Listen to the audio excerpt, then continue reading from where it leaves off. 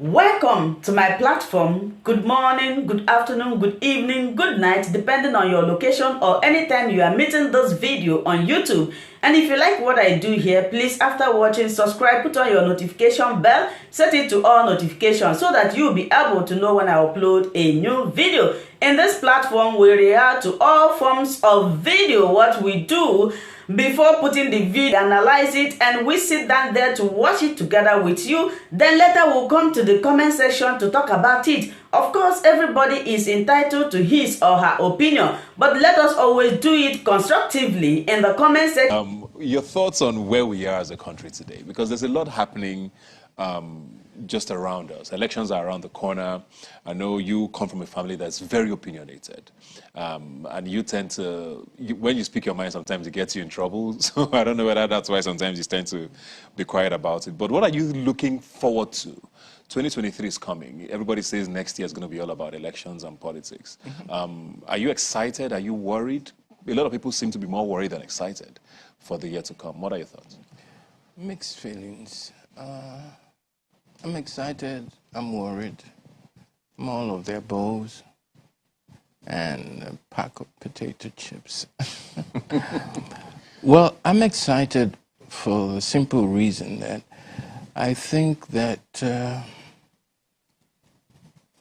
more young people are beginning to realize that they have to keep at it. They have to re-strategize.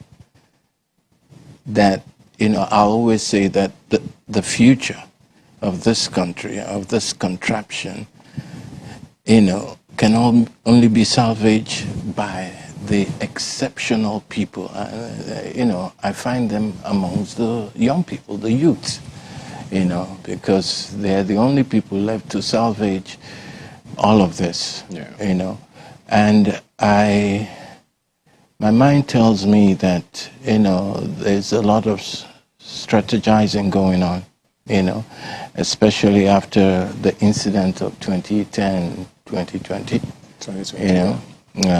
the Lekki massacre.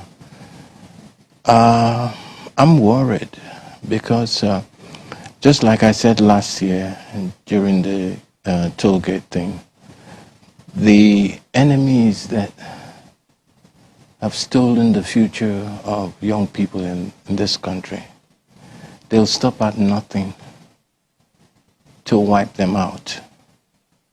They didn't understand the viciousness of their enemy, because the day the massacre happened, I had just sent out a post. I've had a meeting with some of them to say, I think we have sent the message across.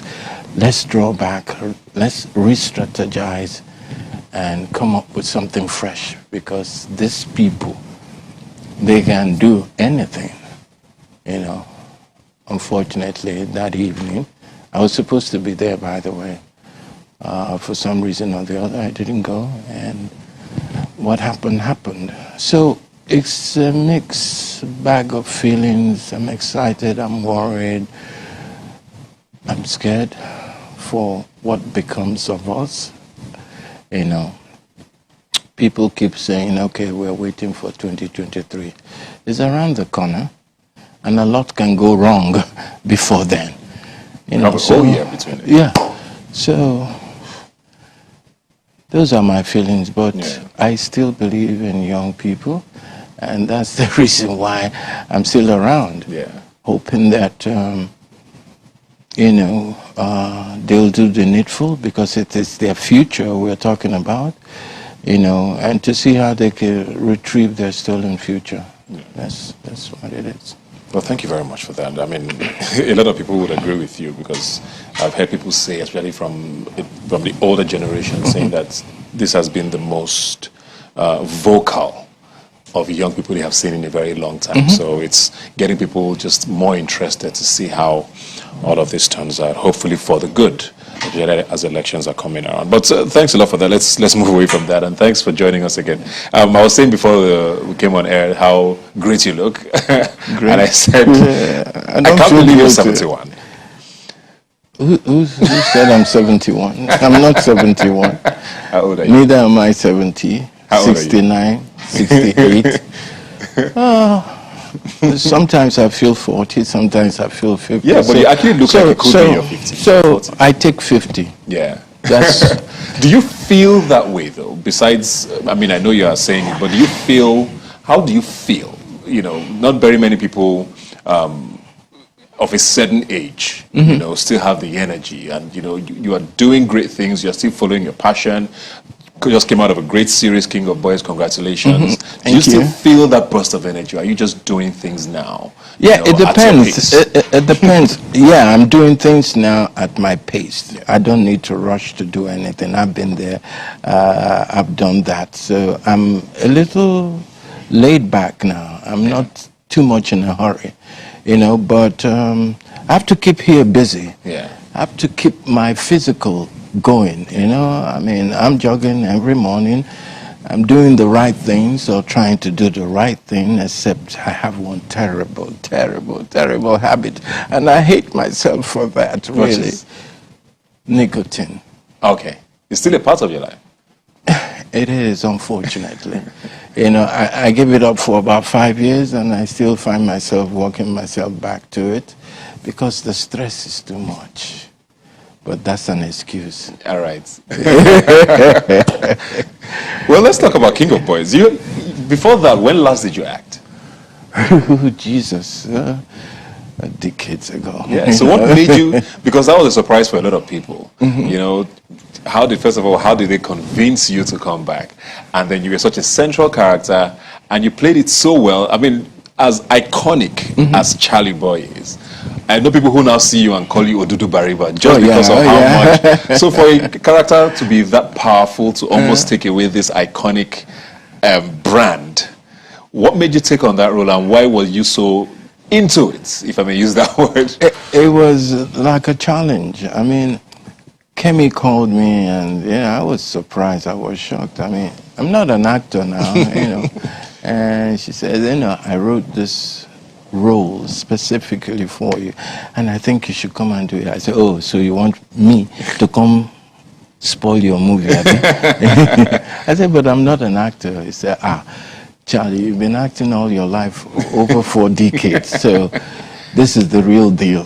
I want you to come. So I saw it as a challenge, you know, because she's one of the very few people I also respect in Nollywood and the film industry.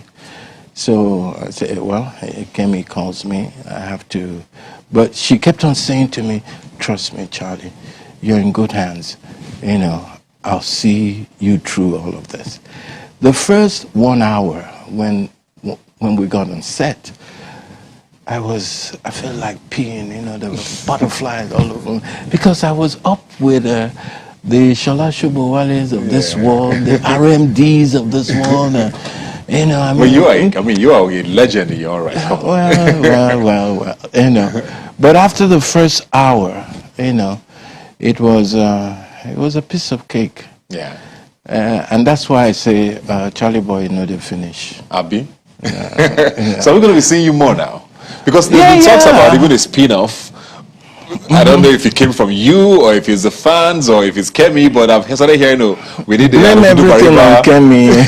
We need the Odudu Bariba series, you know. We need to see more of this guy, you know, with the gillies and just your flamboyance and everything. Is this something you would explore? Why not? Yeah. Why not? I had so much fun, you know, doing that. It was so inspiring. I was busy.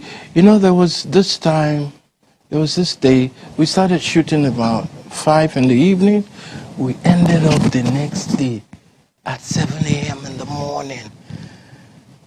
Man, I think that woman is a slave driver.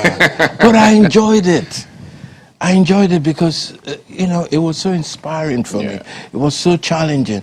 We were all on our feet till the next day. Yeah.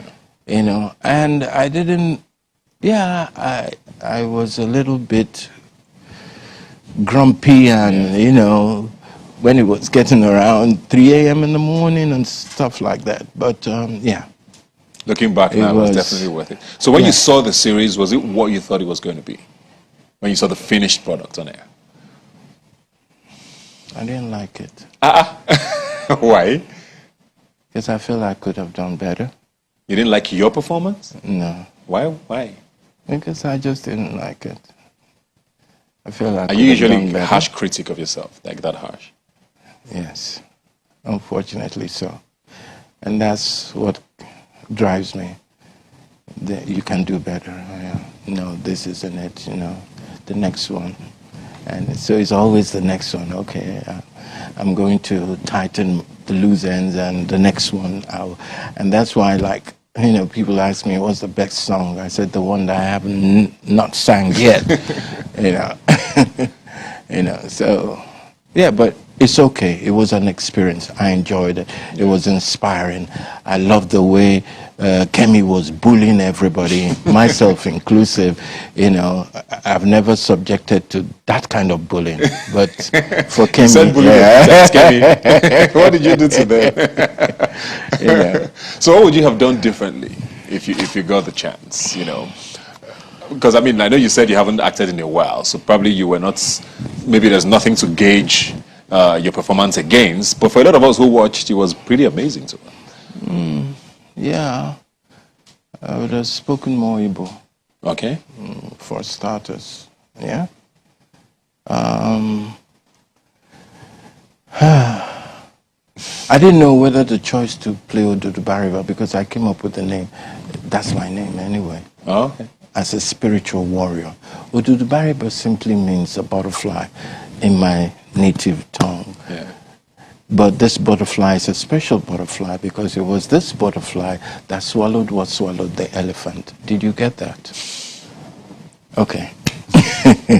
So, we know how fragile a butterfly is. Yes. And that's how fragile life is. So for me, the butterfly is like a symbol of my deep spirituality. Yeah? And when Kemi called, say, you're going to, and I say, what role am I playing? Say, Mr. Badamusi. I say, Badaweti. I'm not doing any Badamusi. He said, what would you like to be called? I think I first said Charlie, but I said, no, that won't fly. Think of something more arresting.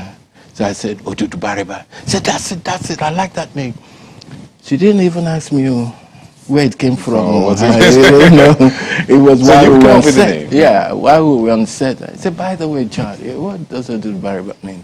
So I had to explain to her. So in a way, I felt I was playing myself, more or less, because my deep spiritual essence is quiet, is gentle, but alert. Yeah. Great stuff. Is there anything you haven't done that you still feel like you need to do? Because I feel like with the arts, you've covered virtually everything. You've done movies, you sang, you've done television for years. You pioneered so much on TV with the Charlie Boy Show. A lot of things we see now are things that inspired from the Charlie Boy Show, whether it's reality or pranks or just showing off your family or whatever it is. Is there anything you haven't done that you still feel like Charlie Boy needs to still show or prove himself with this? No, I'm past proving myself. I can't think of anything on top of my head. I said, I just want to be happy. Yeah. I just want to have more family time, with my children. I have 16 grandchildren and Amazing. 10 children. My first son is an associate professor in MIT, Boston. We finally got our acts together. We had this over 2 decades of beefing, between, so I'm quite happy where I am now, where my relationship with him is right now. So I'm very happy about that. I'm very happy that, the bonding that I've preached to my children, I'm beginning to see things come together. So I'm at a spot where I'm just taking things easy, riding my scooter, dancing every morning. For people who live around Folomo side, they will always see me every morning, So I'm really taking life easy, and doing what makes me fulfilled and happy. Are you happy though? Oh, Because you said you want to be happy. I'm happy, but sometimes I'm happy, sometimes I'm not so happy. When I look at our toxic environment, what has become of the Nigeria I used to know before, the hopelessness of young people, because most young people don't believe it will ever get better. Most young people were born as the rot started to smell all over the place.